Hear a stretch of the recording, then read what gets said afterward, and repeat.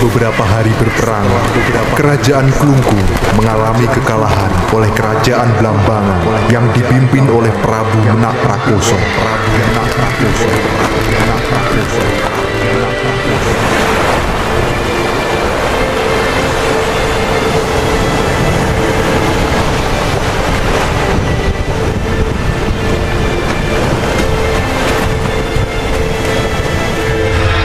Putra dan putri Raja Klungkung, yaitu Raden Rupaksa dan Putri Surati, berhasil selamat. Mereka melarikan diri ke dalam hutan sebelum perang berkecamuk. Di tengah pelariannya, sang kakak memilih berpisah. Hal ini bertujuan untuk mengecoh pasukan Blambangan.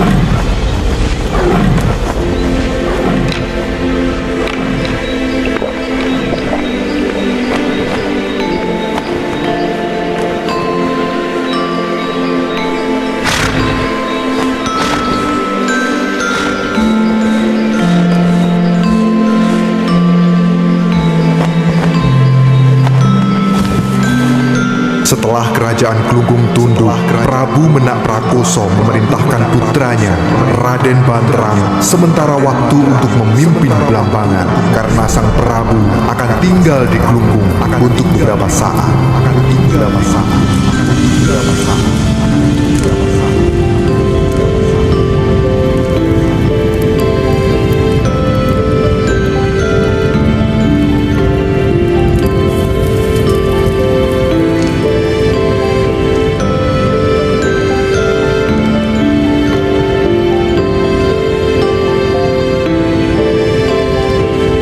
Raden Banterang sangat menyukai berburu kijang. Suatu hari, berangkatlah dia menuju hutan dengan ditemani pengawal.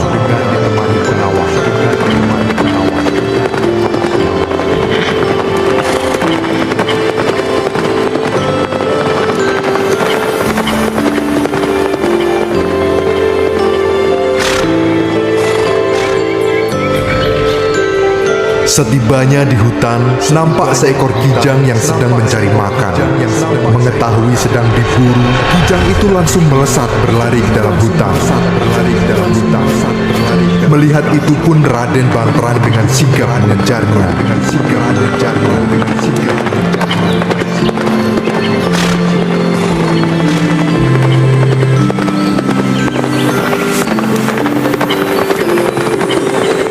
Tanpa disadari, dia telah terpisah dengan pengawal.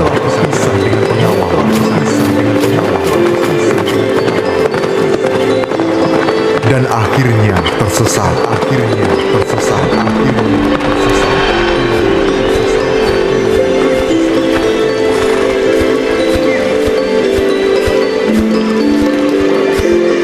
Dia pun berhenti sejenak dan memutuskan untuk beristirahat di tepi telaga.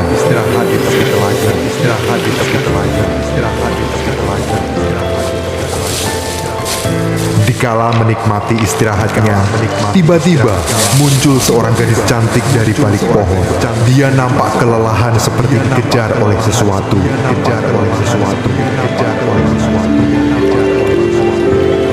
Tertegun akan kecantikannya, Raden Banterang berkenalan dengan gadis tersebut. Gadis itu bernama Surati. Akan tetapi, dia enggan menjelaskan berasal dari mana dan siapa orang tuanya. Karena Surati curiga pada Raden Banterang yang mengenakan pakaian bangsawan.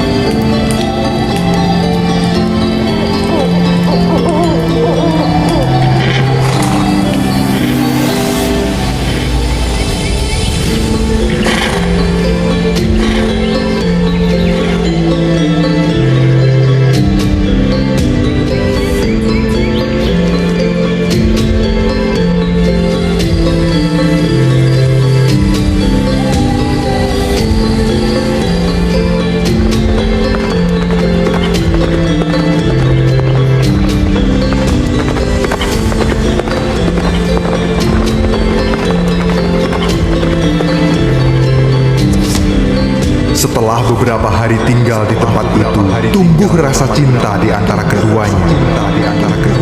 Raden Banterang memutuskan untuk mengajak dan membawa pulang Surati menuju Blambangan untuk menikahinya. Setelah berjalan menyusuri lebatnya hutan, mereka berhasil bertemu dengan prajurit yang sengaja disebar untuk mencari keberadaan Raden Banterang.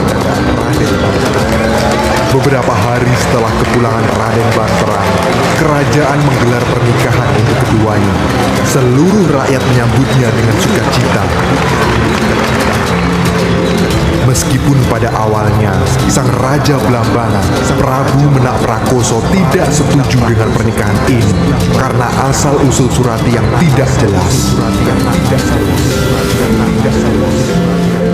Kehidupan Surati setelah menikah penuh dengan kebahagiaan.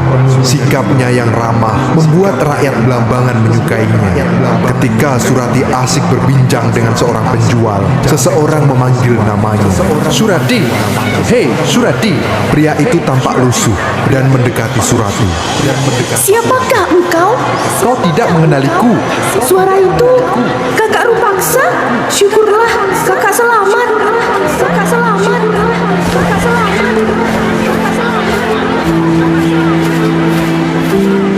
Iya, aku selamat. Kudengar kau telah menikah.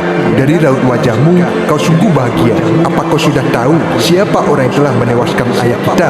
Iya, aku tahu. Semudah itu kau menjawab. Padahal Raja Blambangan yang melakukannya. Kau malah hidup bahagia dengan anaknya. Sejak sebelum pernikahan, aku sudah mengetahui semuanya.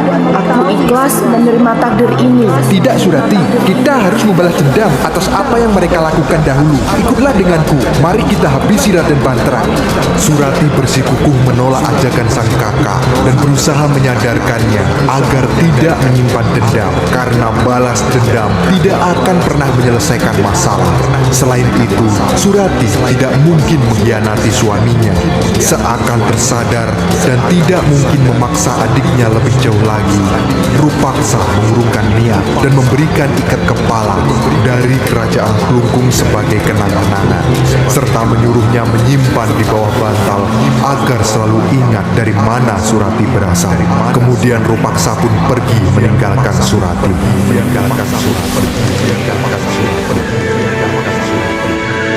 Setibanya di dalam kamar, Surati menatap ikat kepala itu. Dia ingin menceritakan rahasia yang selama ini dipendam kepada suaminya. Namun Raden Banterang belum kembali dari berburu.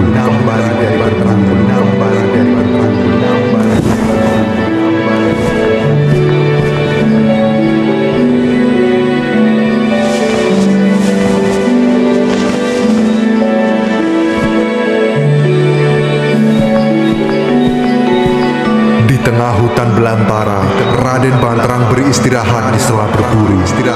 Dia merasakan seperti ada seorang yang mengikutinya. Mengetahui itu, Raden Banterang mencoba menangkap serta bertanya tujuan orang asing itu.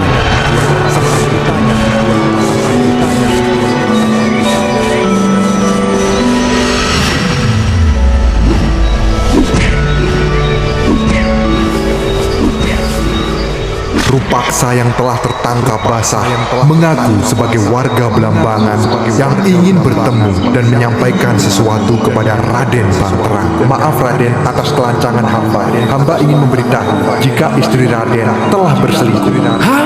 Jaga mulutmu itu. Surati adalah wanita baik-baik. Tidak mungkin dia berbuat seperti itu di belakangku. Saya berani bersumpah, istri Raden beberapa kali bertemu dengan seorang pemuda. Saya melihatnya dengan mata kepala saya sendiri. Bagaimana bisa engkau dengan mudah menyimpulkan kalau itu adalah perselingkuhan? Saya mendengar percakapan mereka. Dari percakapan itu tergambar jelas mereka saling menyukai. Pemuda itu memberikan ikat kepalanya sebagai bukti cintanya kepada istri Raden. Saya pun mendengar kalau ikat kepala itu disimpan di bawah bantal. Raden bisa melihatnya sendiri nanti. Raden Banterang marah karena istrinya difitnah.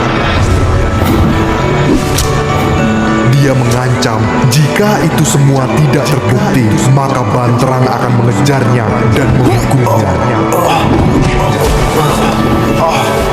Silahkan cari dan silahkan hukum saya Raden. Akan tetapi ada yang lebih gawat. Mereka berdua juga merencanakan pembalasan dendam. Asal Raden tahu, istri Raden adalah putri dari kerajaan Kelungkung yang dulu kalah perang. Mustahil. Sungguh, saya tidak berbohong Raden. Ikat kepala yang disimpan itu adalah lambang dari kerajaan Kelungkung. Sambil menahan emosi, Raden Banterang bergegas pulang untuk menemui Surati. Dia ingin segera membuktikan semuanya.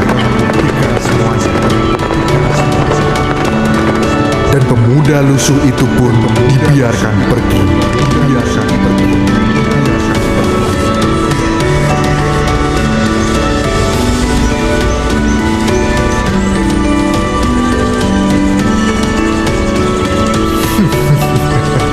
Rasakan pembalasanku. Sudah sepantasnya kau merasakan apa yang aku rasakan selama ini, Banterang. Sesampainya di kerajaan, Raden Banterang langsung menuju kamar. Surati pun menyambutnya dengan senyum. Namun, Banterang tidak menghiraukannya. Dia segera mencari ikat kepala yang dimaksud pemuda lusuh itu.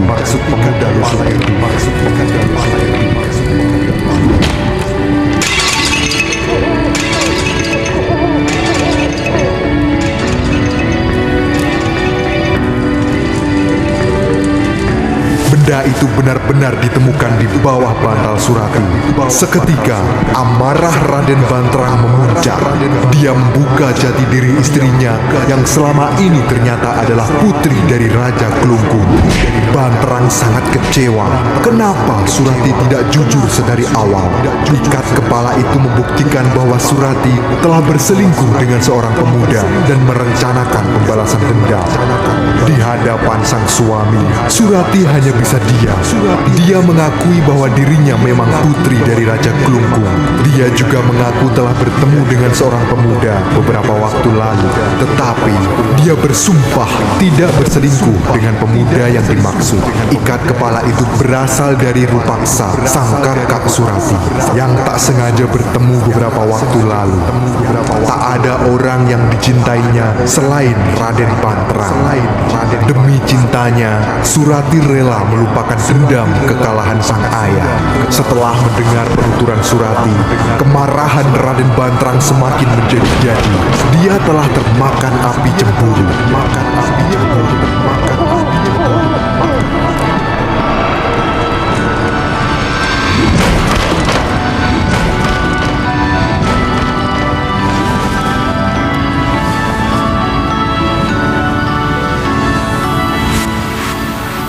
Banterang memaksa Surati dan membawanya menuju telaga, tempat awal mereka berjumpa.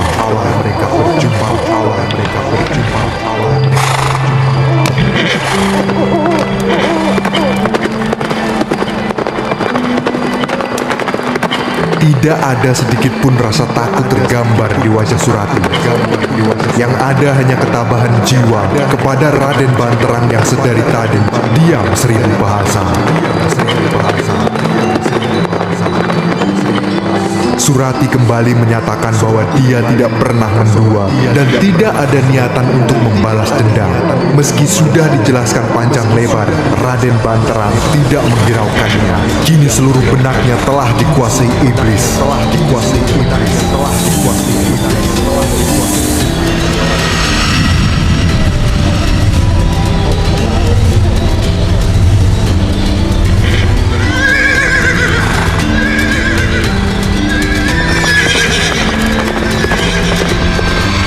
Bahkan penunggu telaga itu juga ikut membisikkan kata-kata yang meracuni pikiran.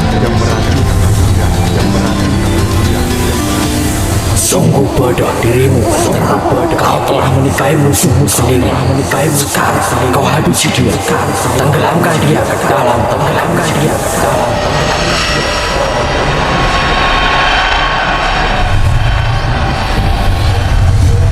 Raden Banterang pun terpengaruh. Tangannya mengambil keris. Seketika Surati tersadar kenapa dibawa ke telaga itu. Sang suami ingin menghapus semua kenangannya di tempat mereka pertama kali bertemu. Aku tidak mau mati di tanganmu karena sama saja mengakui bahwa aku yang bersalah. Aku bersedia menyerahkan jiwa ini agar tanganmu tak berlumur dosa. Akan tetapi dengar dulu permintaanku untuk terakhir kalinya. Apa itu? Aku sendiri yang akan masuk ke telaga ini. Jika aku mati dan air telaga berubah menjadi keruh serta berbau, maka engkau benar. Tapi jika air berubah menjadi jernih dan menyebarkan aroma wangi, maka akulah yang benar.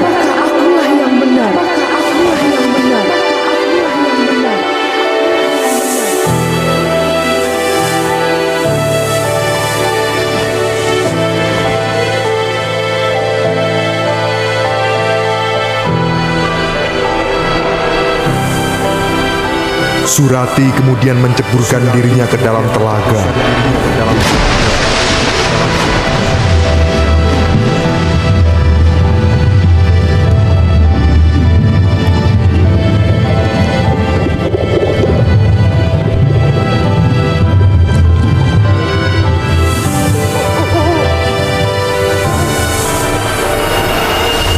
Tiba-tiba Raden Banterang tersentak. Iblis keluar begitu saja dari tubuhnya. Banterang langsung menjatuhkan kerisnya. Dia tersadar dan ingin melarang Surati. Akan tetapi semua sudah terlambat. Sang istri telah tenggelam ke dasar telaga. Seketika itu dia terdiam. Air telaga menjadi semakin jernih dan perlahan tercium semerbak harum.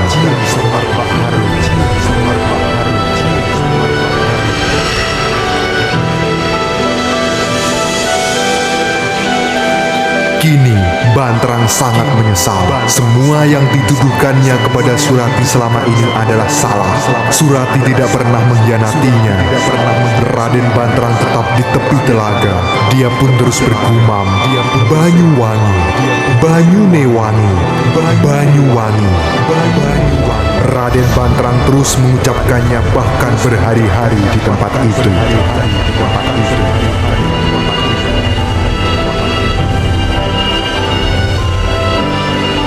Hingga prajurit Blambangan menemukannya. Akan tetapi Raden Banterang tidak mengenali mereka. Seakan tak memiliki ingatan kecuali kata Banyuwangi.